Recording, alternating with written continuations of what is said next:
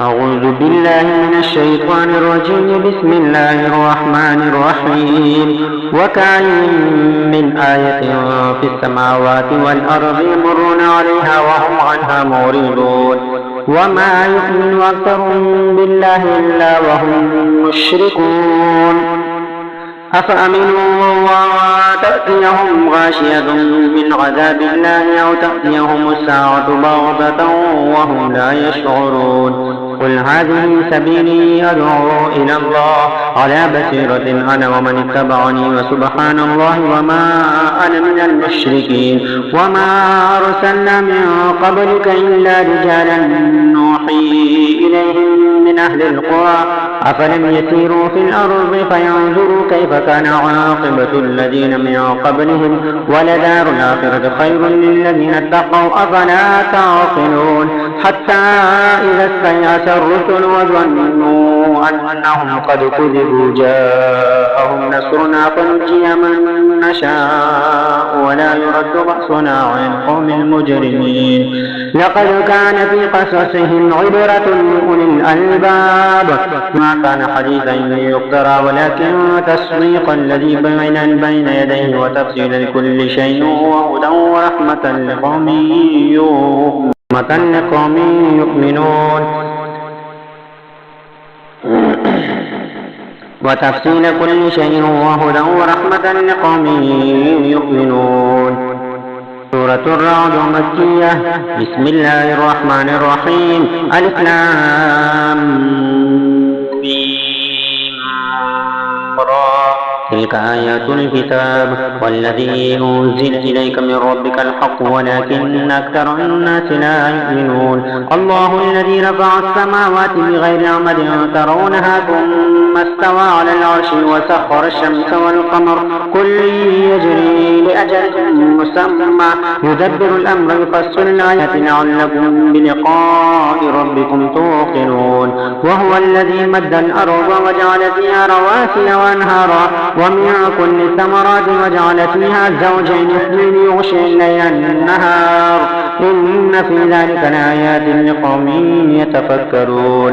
وفي الأرض قطع متجاورات وجنات من أعناب وزرع ونخيل وصنوان وغير صنوان يسقى بماء واحد ونفضل بعضها بعضا على بعض في الأكل إن في ذلك لآيات لقوم يعقلون. وإن تعجب فاعجب قولهم أإذا كنا ترابا أإنا لفي خلق جديد أولئك الذين كفروا بربهم أولئك الأغلال في أعناقهم وأولئك أصحاب النار هم فيها خالدون. ويستعجلونك بالسيئة قبل الحسنة وقد خلت من قبلهم المثلات وإن ربك لذو مغفرة للناس على ظلمهم وإن ربك لشديد العقاب. ويقول الذين كفروا لولا أنزل عليه آية من ربه إنما أنت منذر ولكل قوم هاد الله يعلم ما تحمل كل أنثى وما تغيظ الأرحام وما تزداد وكل شيء عنده بمقدار. عالم الغيب والشهادة الكبير المتعال. سواء منكم من أحسن القول ومن جاد به ومن هو مستخف بالليل وسارب بالنهار له معقبات من بين يديه ومن خلفه يحفظونه من أمر الله إن الله لا يغير ما بقوم حتى يغيروا ما بأنفسهم وإذا أراد الله بقوم سوءا فلا مرد له وما لهم من دونه من وال. هو الذي يريكم البرق خوفا وطمعا وينشئ السحاب الثقال ويسبح الرعد بحمده والملائكة من خيفته ويرسل الصواعق فيصيب بها من يشاء ويرسل الصواعق فيصيب بها من يشاء وهم يجادلون في الله وهو شديد المحال.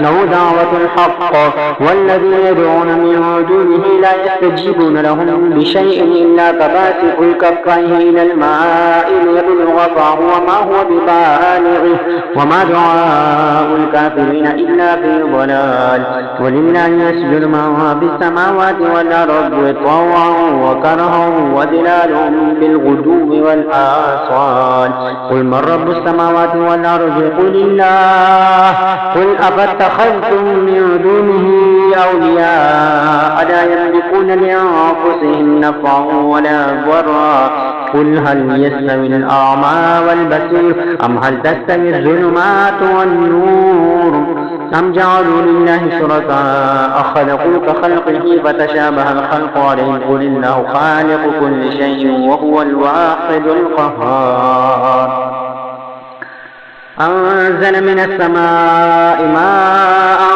فسالت أودية بقدرها فاحتمل السيل زبد رابيا ومما يوقدون عليه في النار ابتغاء حلية أو متاع زبد مثله كذلك يضرب الله الحق والباطل فأما الزبد فيذهب جفاء وأما ما ينفع الناس فيمكث في الأرض كذلك يضرب الله الأمثال للذين استجابوا لربهم الحسنى والذين لم يستجيبوا له لو أن لهم ما في الأرض جميعا ومثله معه لافتدوا به أولئك لهم سوء الحساب ومأواهم جهنم وبئس المهاد صدقت يا رب العالمين.